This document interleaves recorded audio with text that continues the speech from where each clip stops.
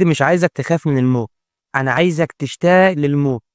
تشتاق لما تعرف إنك هتقابل ربك اللي شاف كل دمعة وكل تنهيدة، اللي عمره ما خذلك ولا نسيك، وكمان مستنيك، بس مستنيك تجيب معاك حاجة حلوة ترضيه بيها. يبقى لازم تكون مشتاق للحظة دي. مش مهم تكون عالم ولا شيخ ولا حتى حافظ القرآن، كفاية تكون عبد بيحب ربنا وبيحاول. كل مرة يضعف يقوم، كل مرة ينسى يرجع، كل مرة يخطأ يستغفر. هو ده بس اللي بيفرق.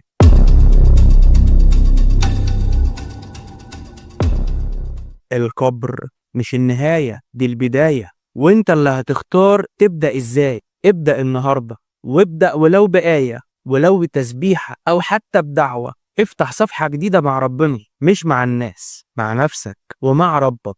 عايزك تحب الموت وتستناه. يوم لما تيجي سكرة الموت هتلاقي ملايكة بيضحكوا في وشك. يوم لما تدفن ما تقلقش، الأرض مش هتخضك ولا الوحدة هتوجعك. انت هنا على أول محطة لأول طريقك في الجنة، والطريق ده انت اللي بنيته بنفسك.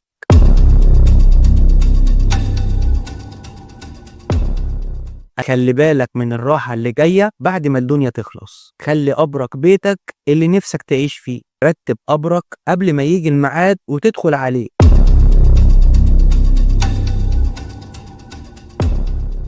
احسب كل خطوة واحسب كل موقف هتعمله، ودور في حياتك